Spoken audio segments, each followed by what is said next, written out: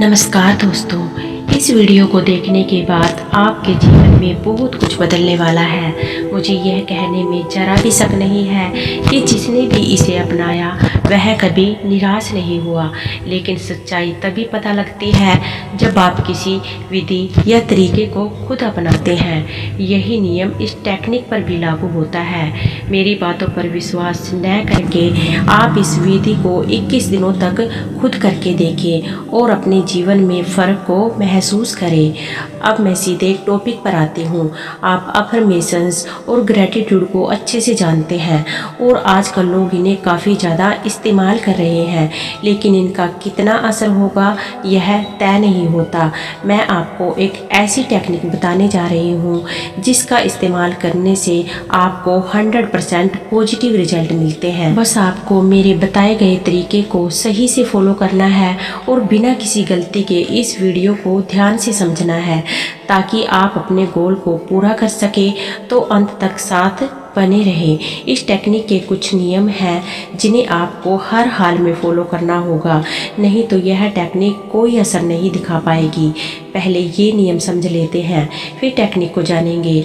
यह टेक्निक सीधे महादेव से संबंधित है और उन्हीं के ग्रंथ से ली गई है।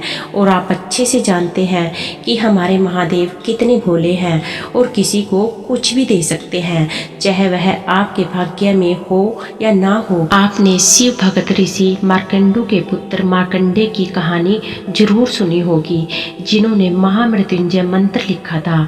ऋषि मार्कंडू के पुत्र मार्कंडे की उम्र केवल 16 साल की थी, लेकिन उसने महादेव जी की भक्ति से अपने भाग्य को बदल दिया। इसका मतलब है कि अगर आप भी चाहें तो आप भी अपने भाग्य को बदल सकते हैं। लेकिन महादेव जितने सौम्य और दयालु हैं, इसके विपरीत उनका एक रूप बहुत भयंकर भी है। इसलिए इस विधि का उपयोग करते समय ध्यान रखना होगा कि आप इसका उपयोग अपनी तरक्की के लिए करें, बिना किसी को नुकसान पहुंचाए। जो रहस्य मैं आपको बताने जा रही हूँ वह स्वयं शिव शक्ति का वरदान है, जिसे आज तक आपने सुना भी नहीं होगा। दूसरा नियम है, आप जो भी चाहते हैं उसके लिए कार्य करना। आप अपनी इच्छा को पाने के लिए एफर्ट्स करेंगे। बस यही समझ लीजिए कि यह एक ऐसा तरीका है जो आपकी विश को ईश्वर तक पहुंचा देगा। लेकिन यह तभी संभव होगा जब आप इस चीज़ को डिजर्व करते होंगे।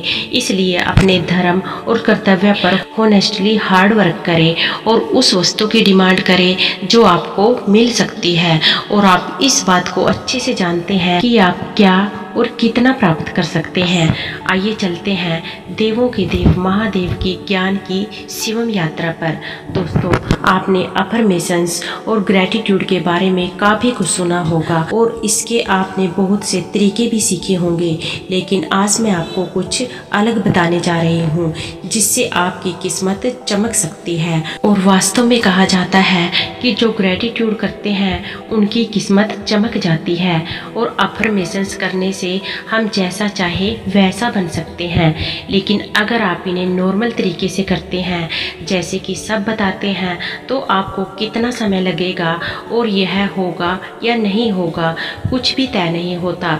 लेकिन अगर आप आगे बताए जाने वाली विधि के साथ अफर्मेशंस और ग्रैटिट्यूड करते हैं तो ये तय होता है कि आपके मन की इच्छा जरूर पूरी होगी। अब मैं आपको बताती हूँ कि अफर्मेशंस और ग्रैटिट्यूड किस टेक्निक के साथ करना है। सबसे पहले अफर्मेशंस और ग्रैटिट्यूड को लिखना शुरू करें। पहले जानते हैं कि आप अफर्मेशंस और ग्रैटिट्यूड को कैसे अच्छे से लिख सकते हैं।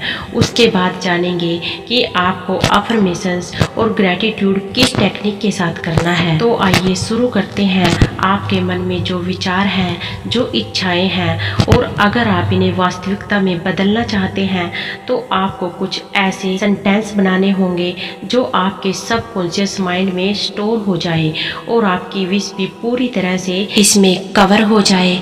जैसा कि हम पहला एग्जाम्पल स्टूडेंट और कंपटीशन की तैयारी करने वालों के लिए लेते हैं। स्टूडेंट्स के लिए, जैसे कि मेरा मस्तिष्क पहले से ज़्यादा तेज और स्मार्टली काम करता है, मुझे सब पढ़ी हुई बातें याद रहती हैं, मेरी मेमोरी बहुत शार्प है, मैं अपनी स्टडी में बेस्ट हूँ, मैं हमेशा क्लास या एग्ज़ाम या कंपटीशन में फ़र्स्ट आता हूँ।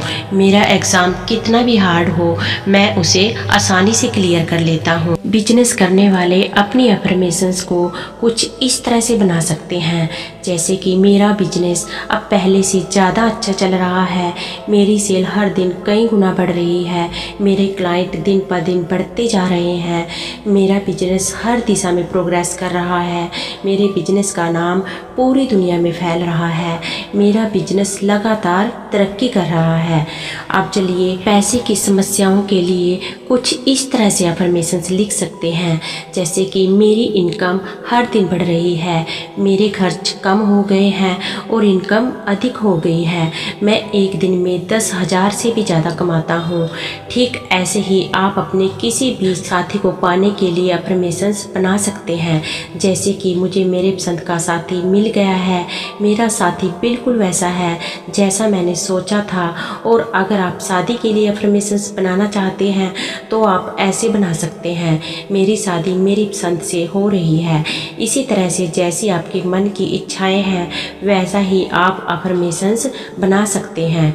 ठीक अब इसी तरह से आपको ग्रैटिट्यूड के लिए भी एक सेंटेंस बनाने हैं, जैसे कि मैं अपने अच्छे स्वास्थ्य के लिए ईश्वर का धन्यवाद करता हूँ, मैं अपनी सांसों और आँखों के लिए ईश्वर का धन्यवाद करता हूँ, मैं अपने परिवार और दोस्तों के लिए ईश्वर का धन्यवाद करता हूँ, मैं अपनी इनकम के लिए आभारी हूँ और ईश्वर का धन्यवाद करता हूँ, मैं अपनी प्रोग्रेस और सुख समृद्धि के लिए ईश्वर का धन्यवाद करता हूँ और बहुत आभारी हूँ। आज मेरा नाम सारे संसार में फैल रहा है, इसके लिए परम पिता ईश्वर मैं आपका आभारी हूँ और धन्यवाद करती हूँ। मेरा हर एक एग्ज़ाम मैंने आसानी से क्लियर कर लिया है, इसके लिए मैं आपका आभारी हूँ और धन्यवाद करता हूँ। मेरे पसंद का प्यार मुझे देने के लिए मैं आपका आभारी हूँ और धन्यवाद करता हूँ। हे परमपिता परमेश्वर, मुझे भक्ति और अपने चरणों में स्थान देने के लिए मैं आपका आभारी हूँ और धन्यवाद करता हूँ। ठीक इसी तरह से अपने मन के अनुसार आप अपने सेंटेंस बना सकते हैं। जितना डीप और श्रद्धा भाव से आप सेंटेंस बनाएंगे उतना ही अधिक प्रभाव आपको मिलेगा, इसलिए सोच समझकर अफर्मेशंस और ग्रैटिट्यूड को बना लीजिए। आप सबने यह एक भजन तो जरूर सुना होगा जो ग्रैटिट्यूड के लिए बिल्कुल सही और एकदम स्टिक बना हुआ है। मैं आपको उस भजन के 2-3 सेंटेंस सुनाती हूँ, आप उसे यूट्यूब पर फाइंड करके सुन सकते हैं और उससे इंस्पिरेशन लेकर आप अपने लिए ग्रैटिट्यूड सेंटेंस बना सकते हैं।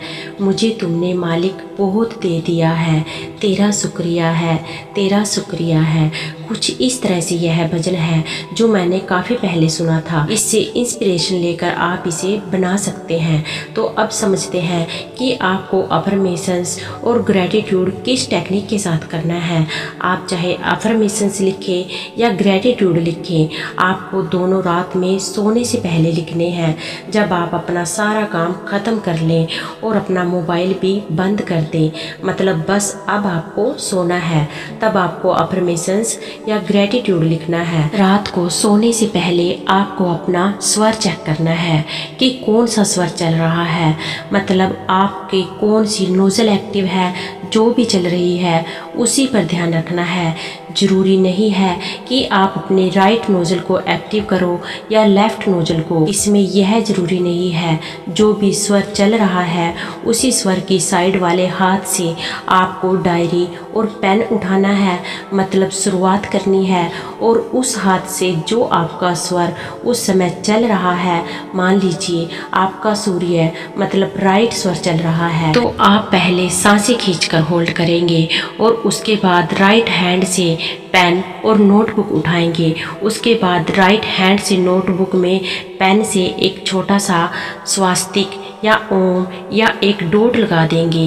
इससे यह होगा कि आपने ऐसा करके अपनी रनिंग पॉजिटिव एनर्जी को एक्टिव कर दिया है, जो हमेशा ब्रह्मांड के साथ चलती है, जिससे आप जो भी वर्क करेंगे वह आपकी रनिंग एनर्जी के साथ होगा। इसका सीधा सा मतलब है कि आपने अपनी अफर्मेशंस या ग्रैटिट्यूड मतलब धन्यवाद के तरीके में प्राण शक्ति एक्टिव कर दी है।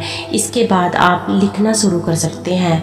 अगर आप लेफ्टी हैं, आप उल्टे हाथ से काम करते हैं, तो आप लेफ्ट हैंड से भी लिख सकते हैं, और अगर राइट हैंड से काम करते हैं तो आप राइट हैंड से भी लिख सकते हैं, क्योंकि आपने शुरुआत में ही अपनी एनर्जी को पॉजिटिव वे में एक्टिव कर दिया है। अब मान लीजिए अगर आपका चंद्र स्वर चल रहा है, मतलब आपकी लेफ्ट साइड का नोजल चल रहा है, बायां स्वर एक्टिव है, तो आप क्या करेंगे? देखिए, अगर आप लेफ्टी हैं तो कोई बात नहीं, लेकिन अगर आप राइटी हैं तो आप स्वर चेक करने के बाद जब जान जाए कि आपका लेफ्ट नोज चल रहा है, तो सबसे पहले आप अपनी सांसों को खींचकर होल्ड करेंगे और लेफ्ट हैंड से नोटबुक उठाएंगे और नोटबुक में छोटा सा स्वास्तिक, ओम या डॉट लगा देंगे और अपने अफर्मेशंस या ग्रैटिट्यूड लिखना शुरू कर देंगे। अगर किसी कारण आपकी सांसें बुक और पेन उठाने तक रिलीज हो जाती हैं, तो आप दोबारा से सांस लेंगे और सांसों को रोककर एक्टिव स्वर मतलब जो स्वर चल रहा है उसी साइड के हाथ से पेन और नोटबुक उठाकर नोटबुक में डॉट लगा देंगे या ओम का सिंबल बना देंगे। उसके बाद आपको राइट हैंड से लिखना शुरू कर देना है। इसके पीछे का विज्ञान यह है कि जब आप बिना स्वर के कोई काम करते हैं तो वह काम डेड एनर्जी के साथ होता है, जिसका रिजल्ट क्या होगा इसका अंदाजा आप खुद लगा सकते हैं। और अगर आप एक्टिव स्वर के साथ कोई भी कार्य शुरू करते हैं तो आपका कार्य सिद्ध होने से कोई नहीं रोक सकता। एक बात आपको ध्यान रखना है कि जिस नोटबुक में आप अफर्मेशंस या ग्रैटिट्यूड को लिखेंगे, उस नोटबुक को आपको अपने तकिए के नीचे ही रख कर सोना है 21 दिनों तक, और यह टेक्निक आपको 21 दिनों तक फॉलो करना है।